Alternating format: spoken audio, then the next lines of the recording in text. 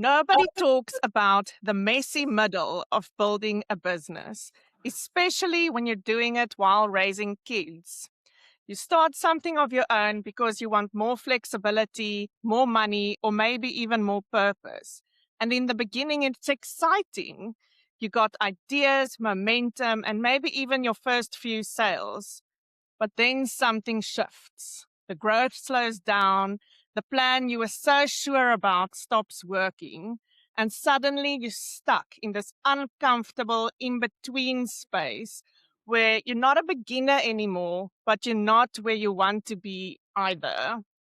And figuring this out while raising kids makes that messy middle feel even messier. You're tired, you're second guessing everything, and honestly, sometimes you wish someone would just tell you what to do next. So, how do you know when you should keep going or change direction or even go back to an office job? What does success actually look like in this season? And is it selfish to build something big while your kids are still small? If you've ever felt stuck, overwhelmed, or unsure about your next move in business, this conversation is for you. I'm joined by coach Amantle Kanyuchi, who's joining us to guide us through the messy middle. Welcome, Amantle. Thank you so much, Madge. For moms building a business or a side hustle, it looks completely different than for many other entrepreneurs who are in full control of their time and their energy. In a previous episode, my guest, Beth Mazza, she was talking about networking and how men can play golf for hours on a Saturday and build connections. And that kind of reality looks way different for moms. So, what are realistic expectations or even harsh realities moms need to understand when they start a business? Well, I think the reality is that things are going to look different for you as you're building.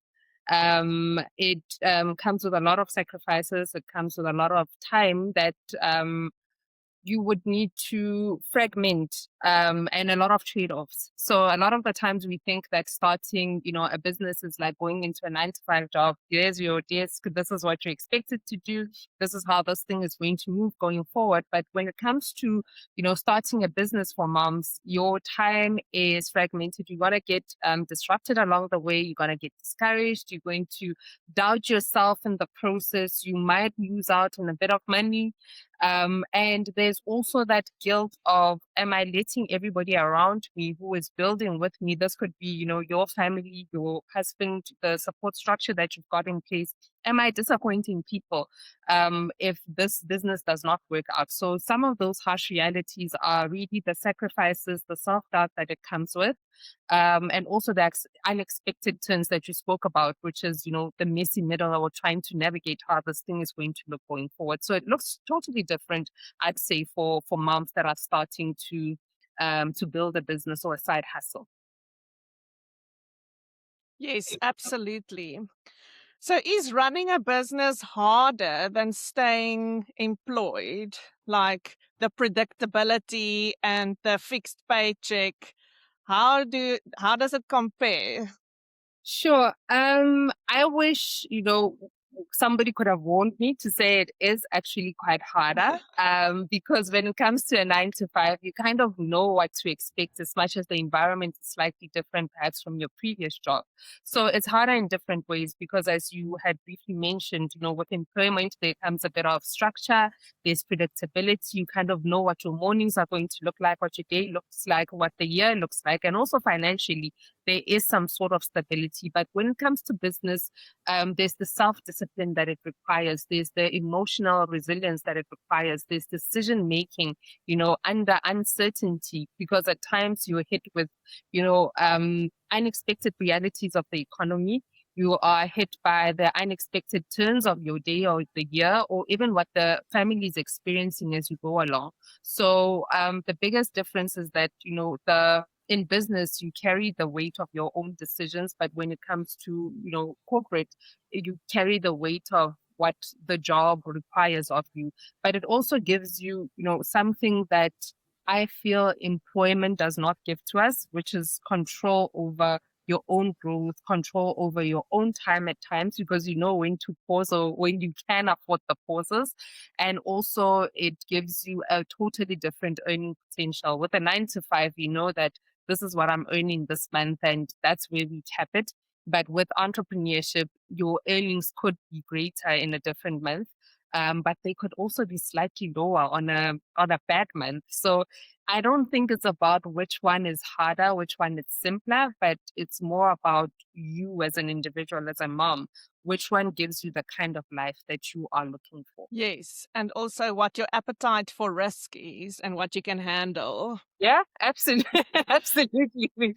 Yeah. So many moms start their own thing to have more time and to be more present. But when they get into it, like you just said, it gets hard and it's so time consuming. And some naysayers might say that it's a little bit selfish to start such a big endeavor while the kids are small. And I just wanted to know what your thoughts are about that. I feel like it's a question that's not asked for women that are in a 9 to 5. It's normally asked to for or the question is posed to women that choose the entrepreneurship route in a 9 to 5. And I always say that also big is relative, because in a 9 to 5, even just returning to work after your maternity leave to go into a 9 to 5, there's, the boob leaks that we don't talk about. There's the discomfort during the day. There's so many things that you face just going back to work. And nobody actually talks about these things. And when you get to work, it's a thing of you feel like you're catching up with the rest of, the team that has been there in your absence. And it means that you need to put out a lot more extra than you would have in the first place if you hadn't left for maternity leave. So no one ever asks women that go into a 9 to 5 as to, is this not a bit selfish for you to be returning to work? I recall when we were looking for a preschool for our little girl, and we would get into the preschool and we'd be told there's a baby class. You walk into the baby class and there's these 3-month-old babies that don't know what's going on. And the reality is that mom had to leave them on that day to go to work. And they need to carry on with the day and they don't know what's happening. So could we say that is selfish? We can't necessarily say that. And the same applies, I feel, for women that are in entrepreneurship or that choose this route. It can't be, seen as selfish. If anything, I feel like it's an exercise that builds towards our kids and also towards our families, in the sense that you are giving your kids the permission to dream and build bigger in future, because kids don't necessarily just listen to what we say, they listen to what they're seeing. So if mom is pursuing this beautiful podcast, it takes time, it takes post production, it takes you looking for the guests. Is it selfish? Probably not. And does it give your kids a view of, I can build something from scratch totally with my name and new ideas? It gives them the permission to dream bigger. So I don't think it is selfish. If anything, I think it builds towards creating a bigger worldview for our kids moving forward. I mean, I take it even from the women that I surround myself with. I've got a friend of mine who speaks on stages on, across the globe, etc. And she's raising boys. And the kids, there's, one of them is still in primary school. Is it selfish of her? I don't think so, because they can see how far mom can push. And on other days when we're catching up on a call, she's supervising homework. So it gives her the freedom of um, being in both spaces, or allowing the kids to see that I can be a present mom at times and give you my full attention because my job allows me to do so. But also on a different day, mom is going to be required to speak in a different continent, and I need to be out of here so that I can show you that the world is actually much bigger. So I don't think it's selfish. I love that perspective and it makes so much sense. And it just comes back to the fact that moms don't have to lose themselves and their own identity and dreams just because she's raising a family. Absolutely. And I mean, your identity shifts and changes as you are raising a family. So can I also have the space and the freedom to move a little bit and do what mom, what fulfills a mom, because also our kids need fulfilled mummies or happy mummies at home. And a happy mummy is one that is chasing their dream and can see that there's much more to life than this. So let's move back to the messy middle. In your experience, what are the biggest challenges in the first year of starting a business? Sure, that's a lot. I don't know how much time we've got to go through that. So, firstly, I feel like in the messy middle, there's internal and external challenges that you are going to face as an entrepreneur. So, firstly, externally, you're going to face the challenge of finding the right customers, finding people that actually want to pay a price for your business, differentiating when it comes to what it is that you're putting out in the world, because you're going to put out your first idea or the first bit of your idea, and you realize that maybe there's nothing, that gives me the edge in the market that I'm participating in. So I need to, polish that a little bit.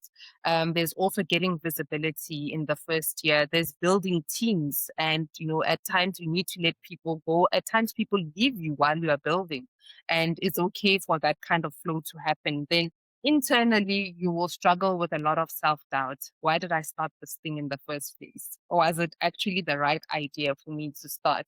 There'll be inconsistency.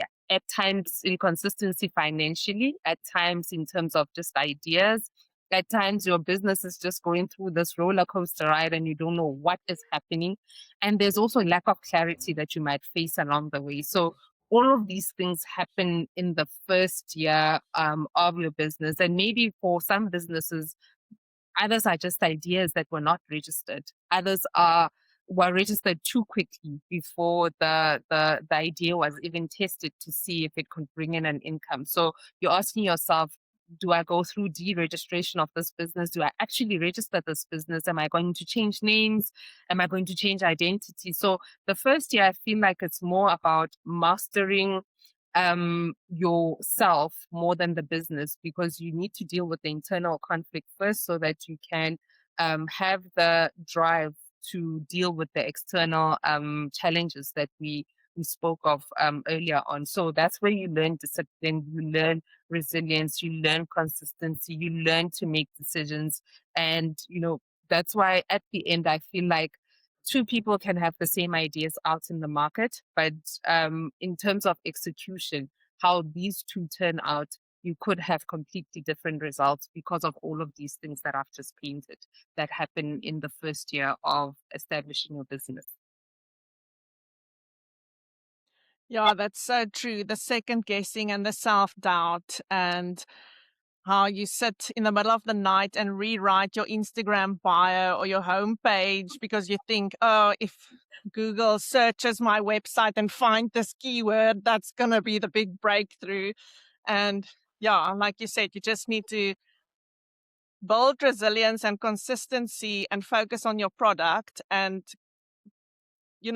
become used to the idea of running the business yourself, like the points you made about your inner struggles that sometimes um overshadows the other challenges because That your mindset isn't ready.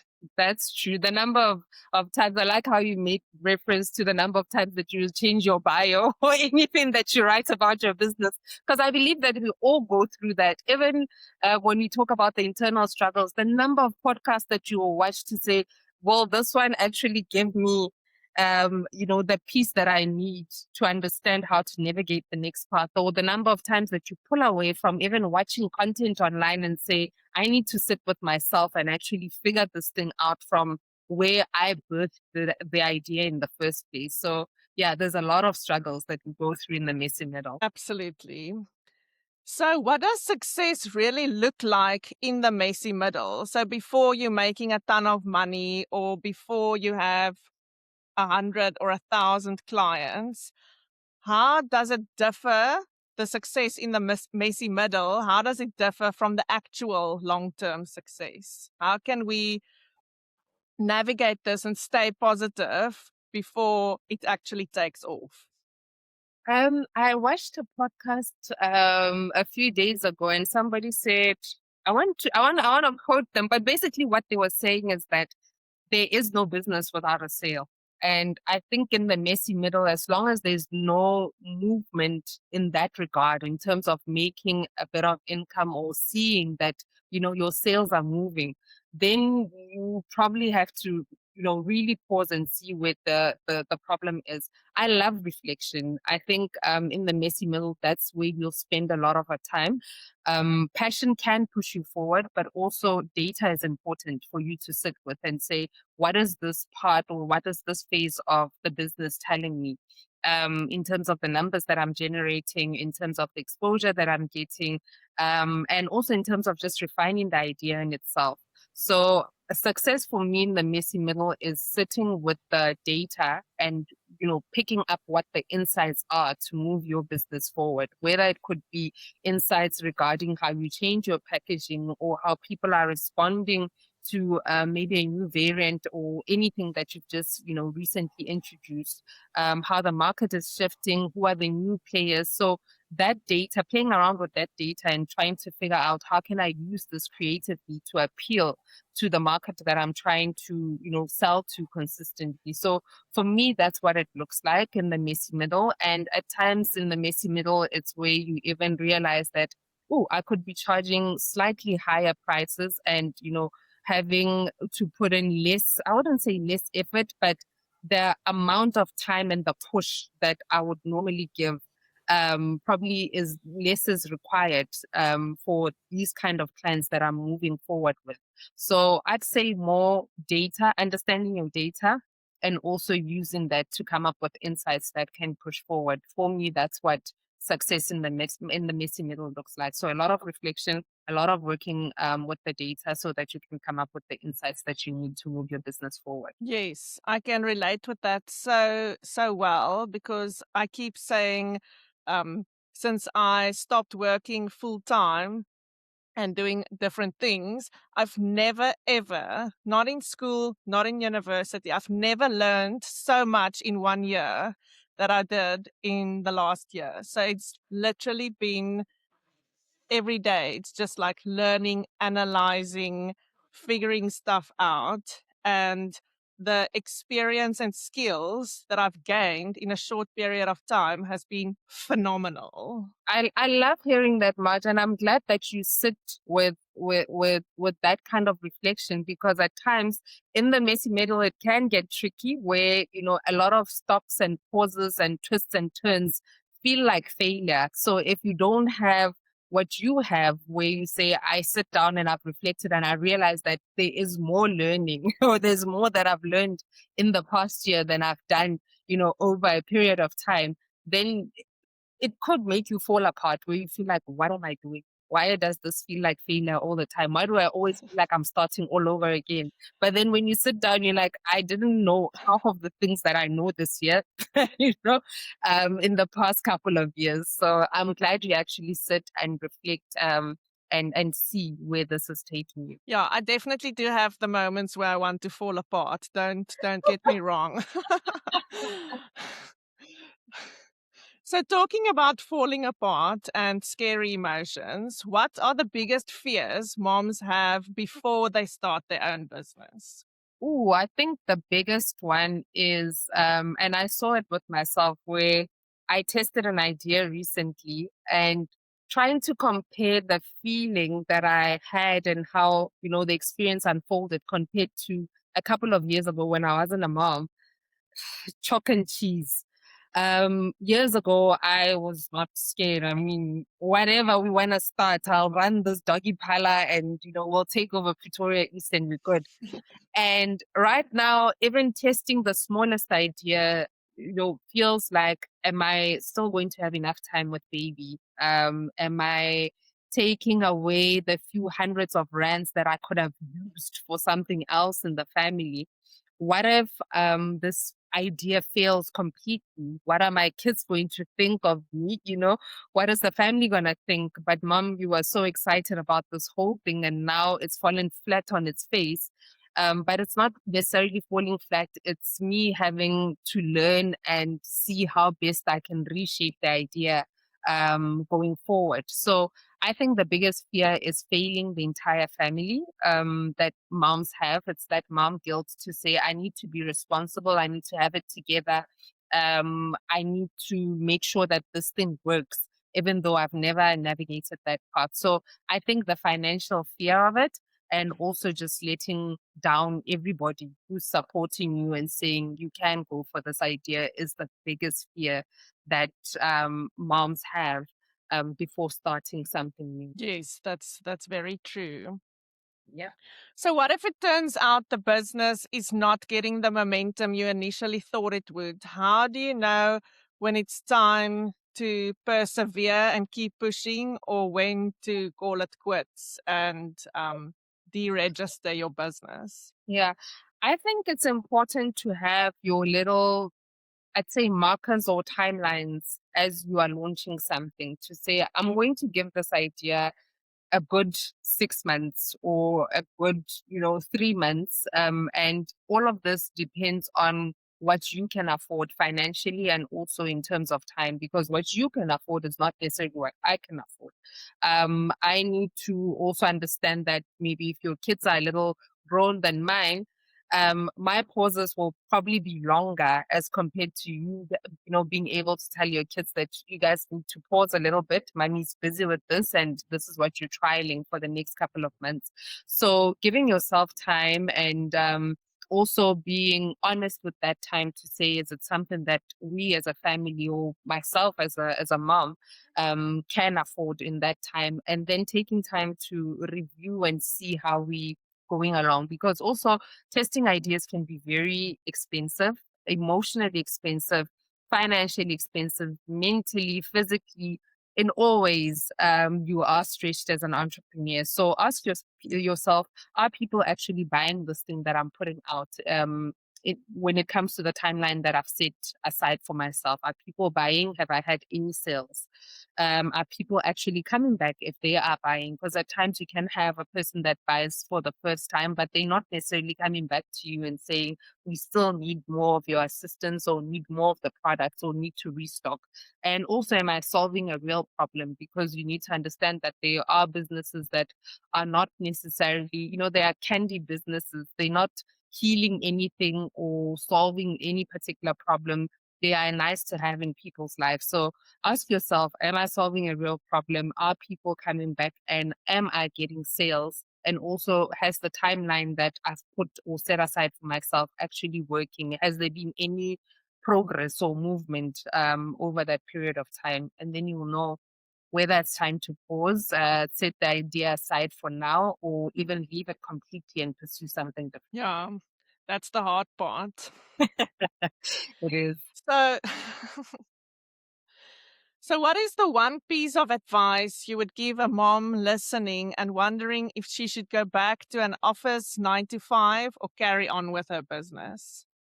Sure. I think firstly, you know, when we started the conversation, I did say that big is relative, because you could be a mom that is in a 9 to 5 job. You could be a mom that's been an entrepreneur, and probably you're looking now and saying it could be better to go into a 9 to 5 job because this idea is not working. Or it could be the opposite, where you feel like my 9 to 5 job is not where I'm meant to be. There's a lady that I think we spoke briefly about the lady when we were still, communicating regarding the podcast. And I said there's a lady by the name of Hayward, and I love her story in the sense that I remember I met her at an event years ago, and she was one of the speakers in Cape Town, and it was a female event. And she said, she has this huge business. It's a flower installation business, and she does amazing work. And she said how she fell into the business is that when she fell pregnant, and she was contemplating whether to go back to her IT job or not, she then, started helping around at events, and that's how she ran into this passion, and she never went back to a 9 to 5 in IT. And for me, that showed me that, we are called for different things at different seasons, and it's important for you as a mom to lean into understanding where your path is going. And also, I think making that decision from an honest place, to say, am I meant to go in this direction or not? And also making the hush um, calculations of, can we actually afford to have me go into a 9 to 5 or to have me pursue a business? So I think sit with the idea, understand whether or not your environment or your structure can support your idea, and also is it something that you've just, been curious about, or do you think you can actually make money from this thing? So at times it's also important to even test out the idea or your minimal viable experiment. Just test it out on a part-time basis and see if it starts generating money before you let everything go. Because I feel like as a mom, you already have so many responsibilities at hand. It's not like when you were young and carefree and you could just start this thing and then you'll find a job another day. So yeah, try and navigate it with a lot of responsibility, with a lot of heart, and also with that realistic mindset to say, am I making money from this thing, or is it just a passion project that I could still pursue? Should I be in a 9 to 5? That is such good advice. Thank you so much, Amantle. I really appreciate you taking time to share all your experience and your knowledge that you've gained over the years coaching other people through their own messy middles and starting their own businesses. Thanks for joining us today. Thank you so much, Madge. This has been such a beautiful conversation. I appreciate your time and also just having me on board as a guest. It's been amazing sharing the platform with you. So thank you. The messy middle of building a business is hard. The second guessing, the uncertainty, it can all feel very overwhelming. But this is the part where growth is happening, even when it doesn't feel like it. Take Amantle's advice, lean into the practical steps, and give yourself grace. And trust that your business can exceed even your own expectations. If you have a friend who's building something right now, check in on her and share this episode with her, because no one should have to navigate this journey alone. And if you haven't already, make sure to hit follow or subscribe wherever you're listening so you never miss an episode of the Moments podcast. If you enjoyed this episode, I'd be so grateful if you took a minute to rate and review the show. It helps more moms find these conversations and grow alongside us. Thank you for being here and for doing the brave, messy work of becoming. I'll see you in the next episode.